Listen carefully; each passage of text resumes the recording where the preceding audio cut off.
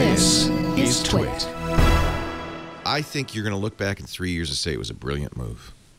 Because, and here's the scenario I see: you're going to move a lot of people with their first smartphone into the Microsoft services sphere. Admittedly, not the Microsoft OS, but remember, it looks a lot like Windows Phone.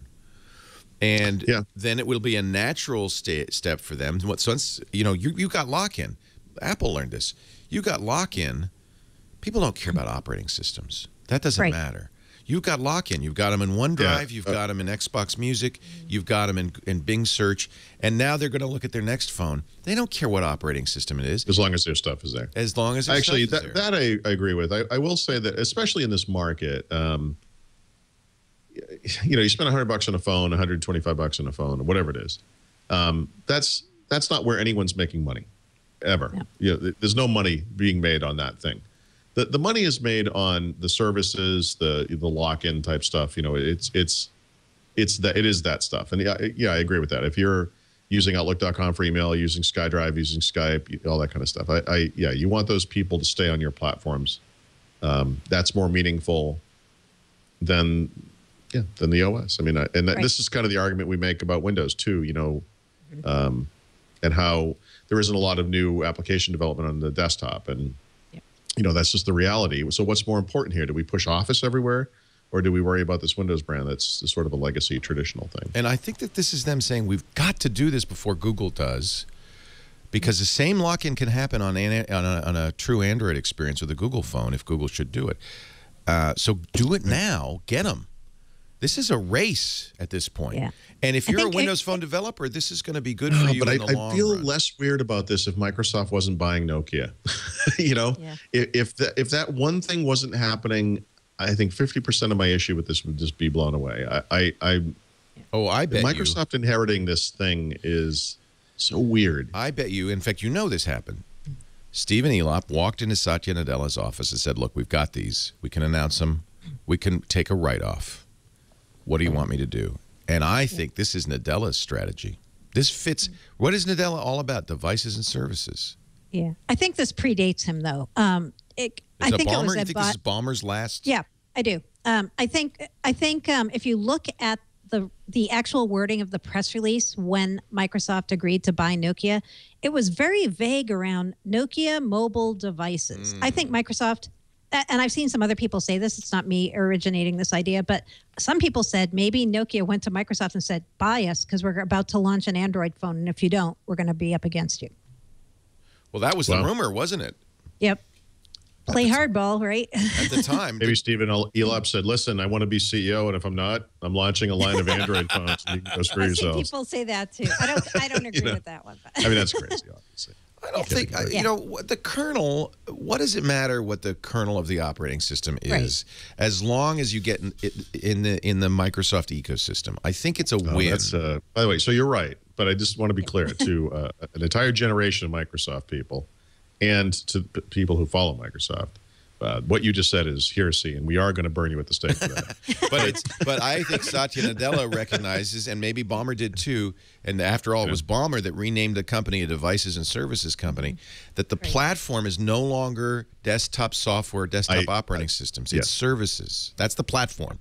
And I've been saying this forever. I mean, devices doesn't mean always Microsoft devices. I mean, there will be Microsoft devices, but what it really means is Microsoft software running on devices, and sometimes those operating systems are going to be made by Apple. They're going to be made by Google. Exactly. I think you have to go back to Leo's point, which is really good. It's like which of the two things is stickier for users, services or the apps, right? So if you put an Android phone with Google apps running Microsoft services into the market, you get people stuck on SkyDrive and Xbox Music and sorry, not SkyDrive, OneDrive. Get them hooked into these things, Outlook.com, right? Finally, when it's time for their next phone, they're going to be like, I need something that runs those services. I think that's the hope. So if you're a Windows Phone developer, what you should be looking to do is making sure you have a version on the Nokia Android store. That's a little bit of a leap, by the way. I mean, and this is one area I've not looked into, but what is Nokia's developer story for Windows Phone developers on this platform? Is there some porting tool, some cross-platform something? Is there? I haven't heard any. There could be in the future, but I haven't heard a story for Windows Phone developers. So I have you heard basically need to learn how to program for Android. the story. The people they're going after are the Android developers. Who really? I mean, come on. Okay, which would you rather have? The Windows Phone developers or the Android developers? And they've already got the Windows Phone developers. Which group do you want? No, listen. I have to take that stance, Leo. I hear you. I guess is what I'm saying. I bet they will have a back porting or a porting kit, right? The thing is, They're going to have something like that. I've often thought this for the Apple stuff too. Microsoft's developer tools are so much better than anything that's out there in the world. And that if they could create a situation where you could have a project that would make an iPhone app or an iPod app or an Android app and share code, it would be amazing. It would be amazing. We will know over the next few months if that's what's going on. You'll go to build and you'll see that, right? I mean, I bet we will. Yeah. So you'll know if this is a strategy, if this is a long-term strategy. Here's the risk, and the chat room has already pinpointed it. If you do get developers moving over to Android, then you might as well write off Windows Phone. Yeah. Yeah. What might just say why are we still making Windows Phone? Why don't we just make Android phones? Yeah. But I wouldn't do that because I think Windows Phone. Listen, Martin Luther, getting tired of your attitude over there. Okay, you're gonna like this. Windows Phone is probably the best mobile operating system out there. It's clean, it's fast, it's efficient. The only thing lacking right now in the ecosystem is apps. Yeah. Microsoft's services are the most important part to them going forward.